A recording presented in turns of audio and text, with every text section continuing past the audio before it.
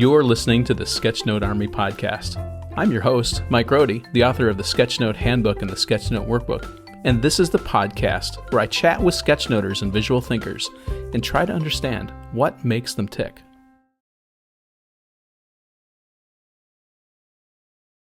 Hey, Mike Rohde here. I'm teaming up with Peachpit to give away 10 prizes in the Sketchnote Handbook 10th birthday giveaway. It's easy to enter the giveaway. First, you follow Peachpit and Rohde Design on Twitter. Second, retweet at least one Sketchnote 10th birthday tweet from Peachpit or Rohde Design. And here are the 10 prizes you could win. 1 coaching session with me for 30 minutes. 3 signed 10th birthday edition Sketchnote Handbooks. 3 Sketchnote Ideabooks and Airship Autoquill Fineliner 6-pack pens as a set. And 3 Sketchnote Typeface full desktop licenses. Visit rohdesign.com/giveaway to see all the details. This contest runs from November 1st to November 30th, 2022, and is open to U.S. adults only. Entries must be received by 11:59 p.m. Eastern, November 30th, 2022, and winners will be announced on December 1st, 2022. See official rules at peachpit.com/happy10. That's peachpit.com/happy10. And now, on with the show. Hey everyone, this is Mike Rohde, and I'm here with Raven Henderson. Raven, it's so good to have you on the show. Welcome. Thank you. It's fun to be here. Well, it's so good to have you. I've been following your work for a long time, and as I mentioned to you before we started, there's so many really cool people in the world, it's hard to get them all on the show. So I just have to slowly work my way through the list. And the problem is, just when you think you've got all the interesting people, there's more interesting people. So it just never ends, which is great for me as a podcaster because there's always somebody interesting to talk to. And today it's Raven. So let's start with who you are and what you do. Why don't you tell us a little bit about yourself? Well, my name's Raven Henderson. I'm an Army Brat. My claim to fame is K through 12th grade. I went to 14 different schools. So I'm used to having to start and stop again and realize that every place is what you make it and everything is what you make it. Wow. Right now, I live in Columbus, Georgia. It's right on the border with Alabama. Mm-hmm. And I feel like with creatives on a certain level, it's like, what do you do that pays the bills and what do you do that you really, really love doing? Fortunately for me, some of it overlaps, but I do admin work for a group home. My dad runs a group home. And then I teach part-time at an organization called Clement Arts, and I really love doing that. And I work with an artist that's in Alabama, helping her set up her online learning. So that's a lot of what I'm doing today is going through her videos and getting freeze frames for her thumbnails. Interesting. That's really cool. So it sounds like you got quite a varied experience every day, I would imagine, based on the day. You know, you might be doing admin stuff, or you might be doing art teaching, or you might be doing production. Yes, that keeps it interesting. Otherwise, I'll get bored or feel trapped or something like that. So I'm trying to do the math on the Army Brat thing. 14 schools in 12 years, basically. That must mean there were a couple of years where you were at more than one school, I take it, right? Yeah, there were a couple of years I was at 3 different schools. Wow. Yeah, because we'll have to move, and then where we live at may not be where we're going to stay at. So then you go to one school and then you go to another school. So, yeah. But I hear that's not rare. I've talked to some other Army Brats that went through the same thing. So here's an interesting question just on that topic is, how do you think that changed the way you deal with people and how you adapt with things that happen in your life? Because I imagine it has big impacts on both those things. Yeah. The first one is I think it helps me connect with people better and grow friendships and relationships across space. I remember when I moved to Georgia for high school, like this, we moved here the summer before my senior year of high school. And I was going to school with people that had known each other since kindergarten. And that was such a rare thing for me to be around. but they would say they had a friend, but they moved across town. And so they're not friends with that person anymore. And I'm like, what? I get excited when me and my friends are in states that touch. Like, so, and just to date myself just a little bit, like there wasn't Facebook and MySpace and all that kind of stuff. And we weren't emailing each other. We were snail mailing each other. And if we were really good, got to call each other long distance. But it really showed me that it's worth keeping connections with people over distance. That's really cool. And I imagine you probably build a skill meeting people too, because you have to. There's not really an option. Correct. You move every year or 3 times in a year. Like, are there any tips that you have for us for meeting people, for those who are afraid to, or maybe just it's just not their natural state? Maybe if I had a tip, it would say think of the other person more than yourself. Because if you're thinking of, hey, that person is like sitting alone, or is just not having anyone in front of them to communicate right then, maybe they're looking for someone and you get to be that person. That's a great mindset to have. I like that. What about adaptation? So you're moving a lot, right? So I assume you must be a super adaptable person because of this. Would you see that as a strength that you have?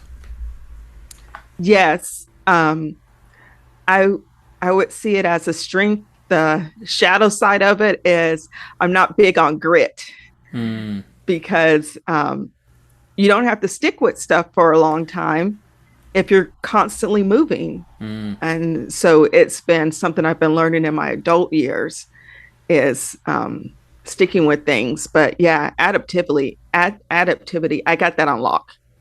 I can adapt and figure out a new situation rather quickly. That's great. That's good to hear. I don't know why those are interesting, but I thought those would be valuable questions to ask. And now let's shift into origin story. So you've sort of hinted at it. You're an Army brat. You've been to many schools. So how did you end up doing what you're doing and doing visualization and sketchnoting and art and online courses and all the stuff that you're doing? Let's go back to when you're in grade school and moving to all these different places. Where did you start realizing that you were a visual person and that you could use these visuals as a power tool in your life? And then kind of walk us through till the present day. I've never really thought back that far. But I do come from the art side of things. And when we were living in Germany, in Bussbach near Gießen, I had an art teacher that really left an impact on me about just seeing everything and looking at what is around us constantly and just being aware of what is happening. And then I guess I would fast forward to maybe second grade in South Carolina, and I had an instructor that was very visual with the way that she taught us. And I remembered that. And she even took us to Clemson University, and we got to sit in a class with a bunch of other teachers and learn how they were learning to teach us. So that was fascinating. And I would say high school in California, I took some biology classes that were rather intense and started more in my notes, like drawing the diagrams out. And my mom is a big handwriting person. So that was fun, putting different styles of handwriting with the visual notes, But then almost my whole working career has been working in nonprofit. And for a while, for about 12 years after high school, I was involved in Christian music rock scene. Oh, really? Yeah. So I used to bring in bands and promote them. And so we make flyers for the show. And so that was a chance I got to be visual and convey information. And it was really important to get that information across because you wanted people to show up to the show. Right. And I, after that, started working for Vapor Sports Ministries, which is a thrift store domestically, but internationally built self-sustaining centers for humanitarian aid and disciple making in Africa. And so with that job, I was on the domestic team with the thrift stores, but I had traveled to thrift stores in Alabama and in California and the one in Georgia.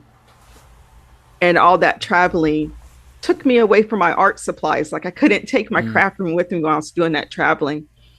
So that's when I started urban sketching, like just taking a notebook and drawing the scene. And then from that, that led to Bible journaling, of doing my devotionals, adding art to it. And I think that's probably the first hint of sketchnoting, because you're trying to convey a message with the art, Right. a very literal like message. And then I listened to some podcasts, and they mentioned sketch notes or visual note taking. And you know how it is on the internet. Once you get that keyword and you know what to search for, like a whole world opens up. And from there, I saw Doug Neal's Verbal to Visual and joined that community. And he has he's a big component of lifelong learners and learning in public, of sharing what you're learning. And I would sketch, or at first I was just really trying to sketch the sermons at church because, hey, here's a live speaker every week that I get to practice with. Yeah. And then I would share that because Doug's encouraging everybody to learn in public, show what you're doing. And from that, I was approached by the Sketch Effect and got to spend some time working with them while also doing the sermon sketch notes and trying to build a community for people around that and interviewing people like you to find out what's going on and how people are coming to drawing in their Bible and doing drawing in church. Wow. Yeah.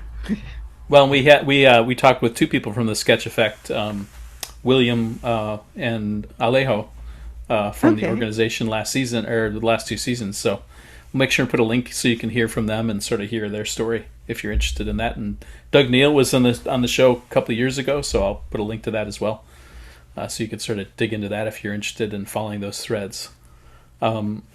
So tell us a little bit about what is something interesting that you're working on now that you can share with us, something right at the moment that's got you all jazzed up and excited and you can't wait to tell people, or maybe you are telling people about.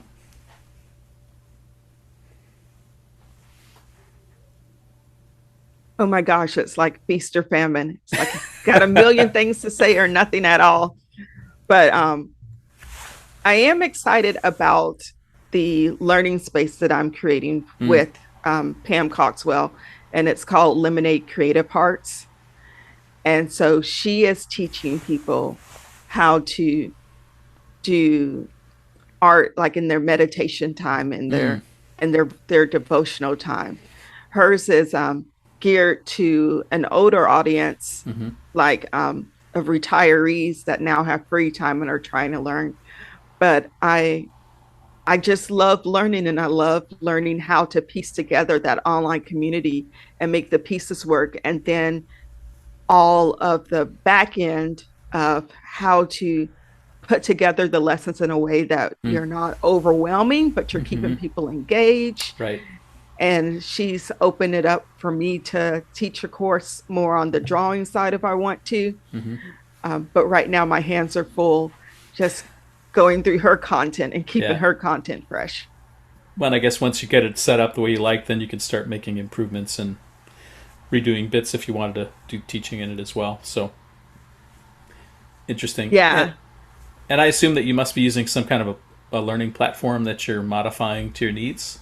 Would you say that's a good way to go for someone who maybe is listening and thinking, oh, I want to do a course. What do I do? Yes, I've tried several learning platforms, but the one we've landed on right now is Searchy. And it's a rather new one, but I love it because it automatically transcribes any audio that you put on it. So it's easier for your people to come behind you and search to find that one piece that they were looking for. That's great. And how do you spell that that service? It's Searchie, SEARCHIE. Okay. And the website is a .io. Got it. And I kind of guessed that when you started describing it, but I didn't want to make the assumption that it was something when it wasn't. But yeah, so the emphasis is on this ability to search video content through the audio, it sounds like, which is pretty cool. Nice. And I think that's pretty interesting because I think more and more with having gone through the pandemic, there's so much that's moving online. I know I've done my share of teaching online, either live or recorded. And it's a powerful way because you can sort of encapsulate knowledge, and then it doesn't have to be in the moment. You know, you can watch it, a week later, a year later, and if the content's well done, it can still be valuable. So that's really seems like a trend that's happening in the world, and so probably on the top of mind for maybe some sketchnoters and visual thinkers, like how do I share what I've learned with other people? So that's pretty cool. Because sketchnoting is such a teaching tool. Mm-hmm. This episode of the Sketchnote Army podcast is brought to you by Concepts, an infinite, flexible, creative tool for all your good ideas, available on iOS, Windows, and Android. The new Concept 6 for iOS has exciting new features, including a modernized canvas interface, a freshly structured, easier-to-use gallery that integrates with the iOS Files app, and RGB and HSL color options added to its already extensive Copic color palettes. Concept's infinite canvas lets you spread out and sketch in any direction. Draw and take notes with liquid pens, markers, and brushes in your favorite colors.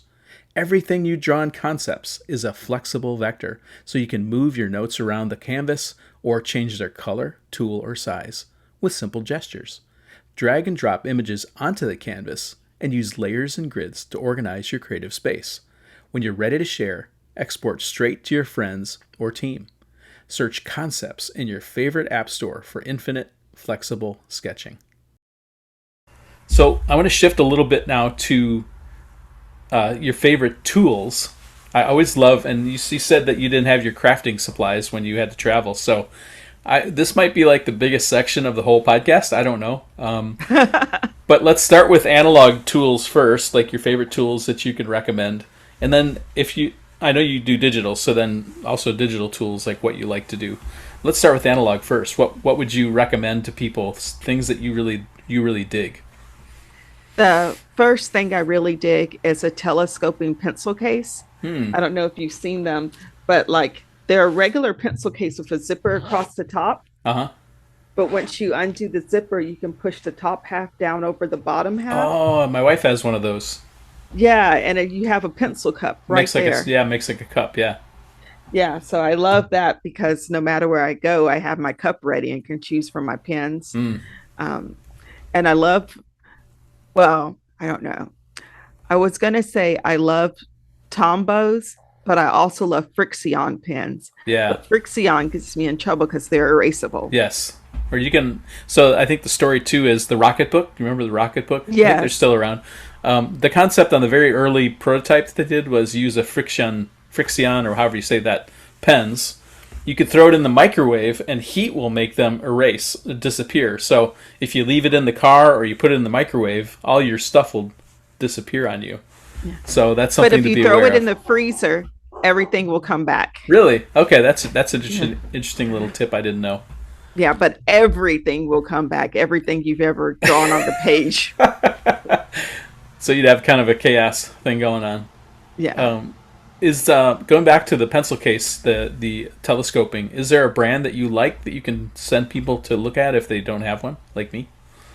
Oh, no, I got a love-hate relationship with Amazon. So I just search Amazon and see what's nifty there. Maybe what I can do is we're going to do show notes. I'll do the show notes here. So I'll email you separately and you can send us back a link to one that's you approve of, Raven approved.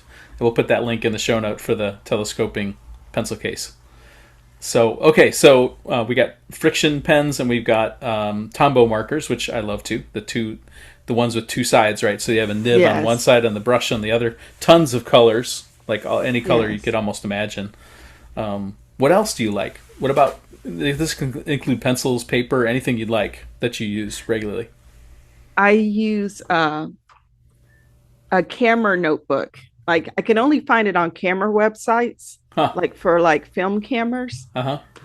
but I had to restrict myself to one type of notebook because I like to do a sermon or a speech or a meeting on a single page. Mm-hmm. So I had to get a good something I could start being dependable with to know this is how much space I'm going to cover. Mm-hmm. Because if I keep switching notebooks, I did a visual note taking for a Teacher of the Year conference. Mm-hmm. So I still do like professional gigs and stuff, and mostly for. Have you talked to Lisa Nelson? No, not yet. I'm putting her name on the list now. I'll have to. Okay, she has a graphic recordings studio out of Washington D.C. Mm. And so, especially during the pandemic, she shot me some video conferences Mm. to Sketchnote and or to graphic record Mm-hmm. for her. But I love these books because it's always the same page size, Mm. and so it helps me with my timing of where I want to end at. I see. So your Yeah. advice there would be don't if you keep switching book sizes, the format and the proportions change. You could mess yourself Yes. up if you sort of dialed into what an hour looks like on a spread, right? So, Right. and you said that they're photo books. Tell me a little bit more about these books specifically. So I always find them on film, camera film websites. Interesting. Are they Yeah. designed for So like recording your photography or something, like taking notes about what you shot or something like that, or yeah, I mean the inside is just dot grid paper, okay, but the size may be what's making it got for it. photographers, like a field notes book or something Ah, okay. that has a bit more pages. We'll have to make sure that you give me a link for that as well, and then we'll put Okay, that I'll in the show definitely notes do too. that because I Yeah. love these. And it's also the kind of book that you have one cover and you can change the inserts in it. Ah, interesting. So Okay. maybe subconsciously I need a little bit of consistency. So I want the same cover every time. Forced consistency. That's the way to go. What kind of other stuff do you like? Are there any other tools that you really love that you would love to share? Are we switching to digital? Sure, we could switch to digital now. All right. Digital, I really love Procreate. Yeah. I know a lot of people love Procreate. I feel like Mm-hmm. it's way underpriced for how Yeah. powerful it is and what it can do. Uh, I do have a Microsoft Surface Pro and I use Sketchbook on that. Mm-hmm. But once again, going with consistency, the iPad is good for me to like know where everything is and not have to constantly shift gears, even just between Mac and PC. Like that shifting of gears sometimes just takes too much energy Mm-hmm. when I'm trying to listen and filter. Yeah. A lot of friction. So I love that. And especially for sermon notes, or sometimes I'm doing conferences where the header is the same or there's a logo that's the same. I'm able Mm-hmm. to just duplicate those layers onto the next one and not have to Yeah. redraw it. Yeah, that's really handy. And of course, obviously, for digital, the undo feature is great, and other Yeah. features, which is common to most tools. But Procreate, I Yeah. know, has tons of brushes too. Are there certain brushes that you like, or do you kind of stick with the stock ones? How do you roll that way? I stick with the stock ones. I stick with I think a gel ink one. Mm. Um, but yeah, I do some YouTube tutorials. I mean, I watch the YouTube tutorials and see people using different brushes and think, Mm-hmm. wow, but I don't spend enough time playing with them like on the off time. And Right, so when it's like game time, I'm like, oh, I got to go to my tried and true. Like I right. can't learn right now. Yeah, I think that's a good way to go because you can get yourself into trouble you're experimenting on a paid job. Probably not Yeah. a good idea. And another thing I like about Procreate is that you can bring in references. Hmm. So if I like drawing caricatures, and so far I don't have anybody voicing complaints. My rule of thumb is no one gets mad if you draw them a little thinner than they are, or if you add a Right. bit more hair. Yeah. Like, no one is upset. Those are two good rules to remember when you're drawing people. But if you're in a rush or not sure with your skills, you can always um, bring in a photo of that person and trace over the top of it to knock that Hmm. out real quick and Yeah. keep it moving. Yeah. I do that all the time. People I've talked to have said, "Oh, it's cheating to do that." I was like, I don't know that that's true. I mean, you're just trying to be as accurate as possible, and ultimately, like you said, you want the person that you're sketchnoting to feel happy about, like proud of the image, right? So it should look like them, and they should feel excited about it. So if Yeah. bringing in images and tracing as a starting place is helpful, then why not do that? It saves a lot of time for Yeah. facial proportions and details. A lot of times what I'll do is I'll bring the picture in, I'll sort of roughly trace it just enough to get the shape, and then I'll shrink it down and move it to the side, and then I just look at it for my, well, I do all the coloring, but then I just have a reference right handy that I can use, and when I'm done I turn off the layer, I delete the image, and it's, it's served Yeah. its purpose. It's So not that's, cheating at all. Even if you think about the way fine art is what's made by the old masters, they did a lot of tracing and yeah. using mirrors and projectors Hmm. to get their images in place. Yeah. And not everybody traces the same. I've taught sermon sketchnoting a few times in different environments, and not everybody traces the same. There's an art to that as well. Hmm. I remember one of the girls told me her Jesus looked like the Unabomber. So That's funny. Well, these are great tools that you've shared with us. We'll of course include links to everything we can in the show notes. So if something piqued your interest as you're listening or watching, we can you can go check those out. Raven, talk to us a little bit about tips now. So this is my favorite part of the podcast, and it's where I ask guests to think about somebody who's listening, who's into visualization, whether that's sketchnoting, graphic recording, just drawing, sketching, urban sketching.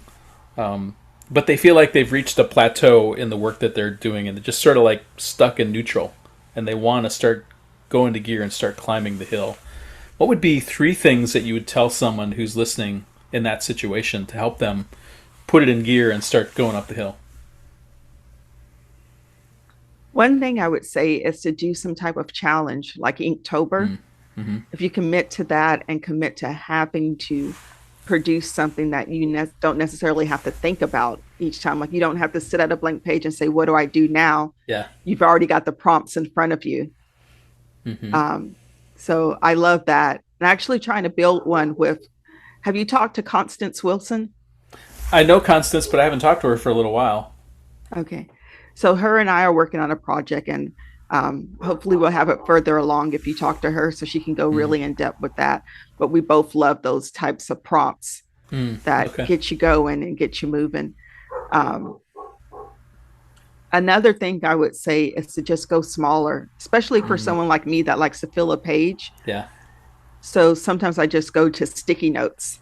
Mm. And when I'm reading a book, I keep, how sticky notes you can pull off like 20 at a time.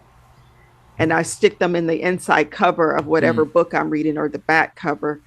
And then when something piques my interest, I can just go to the back cover real quick, pull out one sticky note, and I will try to draw an icon to go with whatever quote that I want. Mm. Um, and that's another thing that kind of helps me just focus on a bite-sized piece at a time. Mm-hmm. That's a great idea. I hadn't thought about that. I know sticky notes can get pretty thin if you just take a chunk of 10 or maybe 20. You could sneak them in your Yeah. books. That's a great idea. And then I like the constraint idea too, that because it's so small, you feel like, well, I could fill a sticky note, right? And it doesn't feel overwhelming, which is great to get started. Yeah, That's I great. love that. Hmm. Um, and I love uh, listening to how other artists are doing what they're doing. Hmm. I I forgot to mention this. I'll be teaching a class at Design Revival Hmm.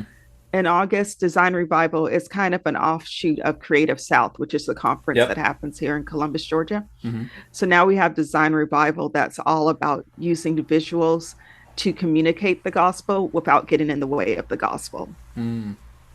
Got And it. so they bring in different speakers. Um, and I love hearing from them because it's talking about communication through visuals Hmm. and especially not getting in the way of the message that you're trying to. Right.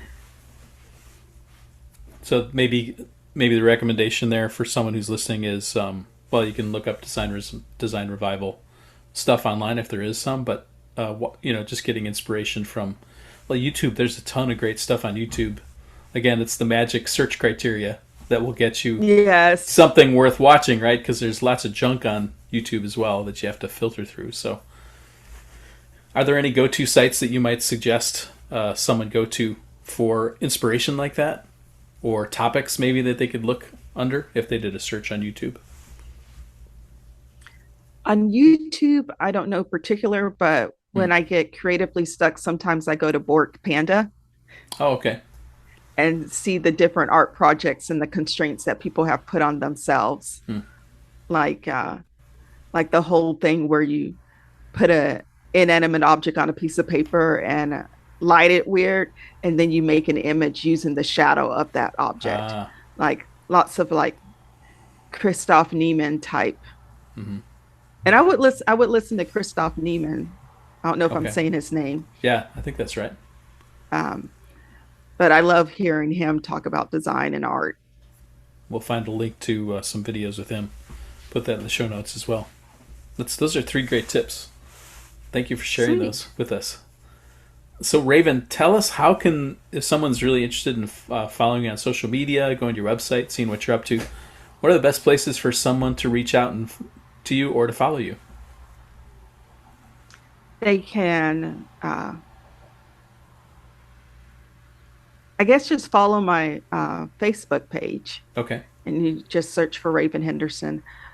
I'm not really big on social right now. I Mm-hmm. use social for blasting everyone else's work, but not my own at the moment.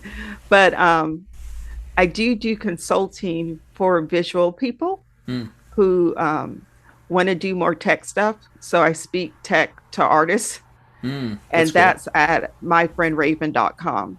myfriendraven.com. There we go. Well, that could be this entire audience, people who like doing the art part but maybe are challenged by the technology. You could be a good partner for them. That's pretty cool. Yeah, that's because there's so much tools out there to make life easier. Yeah. But like you said, there is a lot to weed through. Yeah. Yeah, knowing it's sort of like the pencil case, right? You're doing all the love-hate relationship buying pencil cases that don't work so that you can find ones that do. Same thing with, platforms and things. So Raven's going to know, so that's the reason why you hire her, so you don't have to go through all that, right? Yeah, I've been told I'm some people's Google, but Interesting. that's what happens when you live a child-free life. Like you have all of this time to just play around with everything and learn everything constantly. Yeah. Well, that's really great. It's so great to hear you're serving other artists and helping them do their work. That's a really valuable resource. Well, Raven, it's been so good to have you on the podcast. Thanks for making time, and thank you for all the great work you're doing and how you're helping and sharing. And we're so glad that you're part of the sketchnoting community and that you're willing to come on and share with us. Cool. Thanks for having me. You're so welcome. And everyone, check out Raven's stuff. We'll have, of course, show notes in here if you want to take a look either on the YouTube video or in the podcast show notes. Go say hi and let her know that you appreciated her interview on the podcast. So until the next episode of the Sketchnote Army podcast, this is Mike. We'll talk to you soon. The Sketchnote Army podcast was created by me, Mike Rohde, and brought to you by Rohde Design Studios. It's produced and edited by Alec Polianis of AMP Creative Studios. The theme music was created by John Schiedermeyer. To support the creation of this show, I invite you to buy one of my books, the Sketchnote Handbook or the Sketchnote Workbook. You can find the books on Amazon or go to peachpit.com and use the code ROHDE40 for 40% off.